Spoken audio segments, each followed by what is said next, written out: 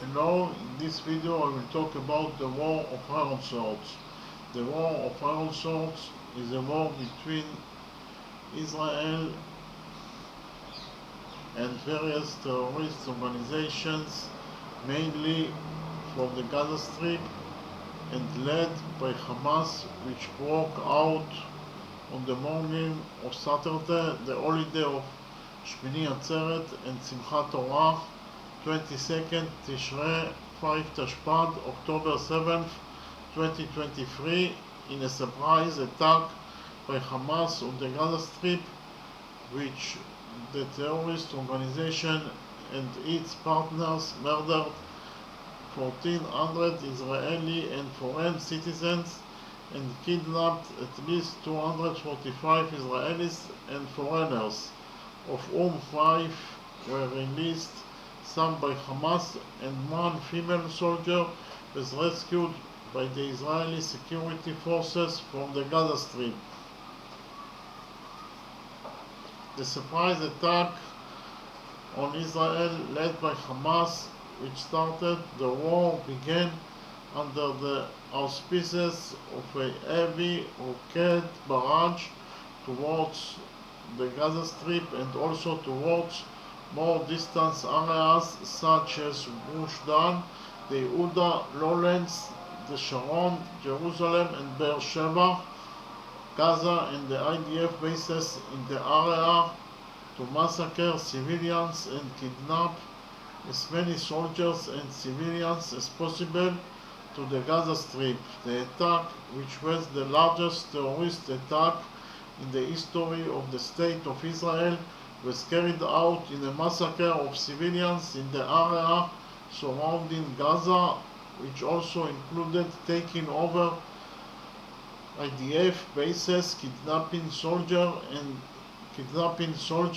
and civilians, including women, children, and elderly and foreign citizens, while committing crimes against humanity and war crimes, including the massacre at the nature festival near Raim, which was the largest terrorist attack in the country's history, in which over 270 people were murdered. Other massacres were also carried out in the settlements of Ba'ari, Far, Ba'ari, Far,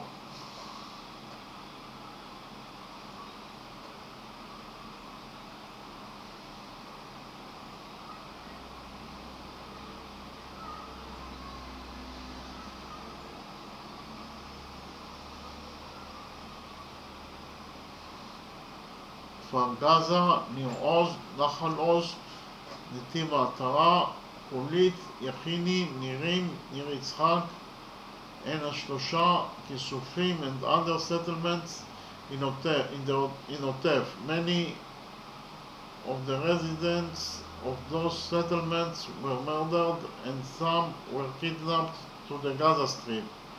Israel was surprised by the attack after discussions held about 2 weeks before the war, according to the government officials. Senior IDF officials assessed to the political echelon that Hamas was deterred and not interested in escalation. An IDF spokesman confirmed that there were indeed signs the night before the Hamas invasion, but this didn't lead to escalation level, escalation alertness level.